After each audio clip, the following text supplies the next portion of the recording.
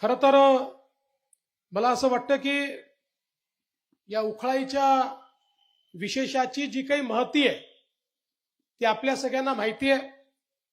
आता बाबांनी एक गौप्यस्फोट देखील केला. मलाही माहित नव्हतं की अविनाशने देखील या ठिकाणी येऊन काही प्रार्थना केली होती. पण बाबा, तुम्ही हे सिक्रेट सगळ्यांना सांगू नका,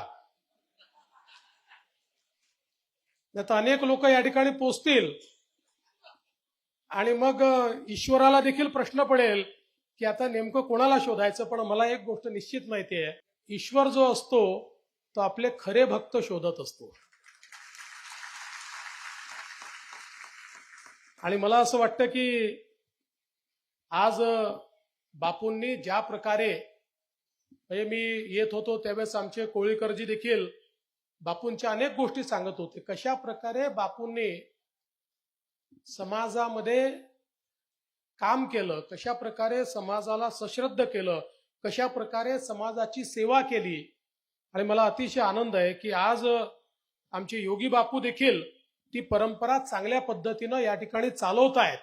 कारण ही एक अशी परंपरा आहे की जी परंपरा वर्षानुवर्ष शतकानुशतकं चालली पाहिजे.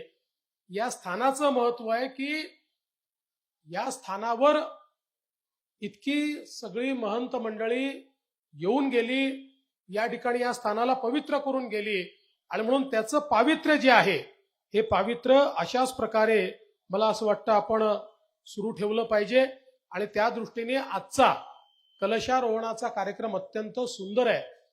मगाशी ज्याचा उल्लेख बापूंनी या ठिकाणी केला, जी मूर्ती स्थापित करण्यात आलेली आहे ती इतकी सुंदर आहे. आपल्यापैकी अनेकांनी पाहिली असेल, कोणी पाहिली नसेल तर जाऊन बघा.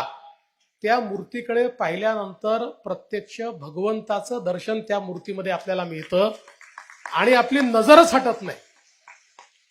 हे खरं तर भगवंतच आपली मूर्ती घडवून घेतो, पण ज्या कलाकारांनी, ज्या कलावंतांनी आणि शिल्पकारांनी ती मूर्ती घडवलेली आहे त्यांना मी वंदन करतो की त्यांनी हे जे काही दर्शन आपल्याला या मूर्तीच्या माध्यमातून दिलेलं आहे हे मला असं वाटतं अत्यंत महत्वाचं आहे. आणि म्हणून त्यांचंही अतिशय मनापासून मी या ठिकाणी अभिनंदन करतो.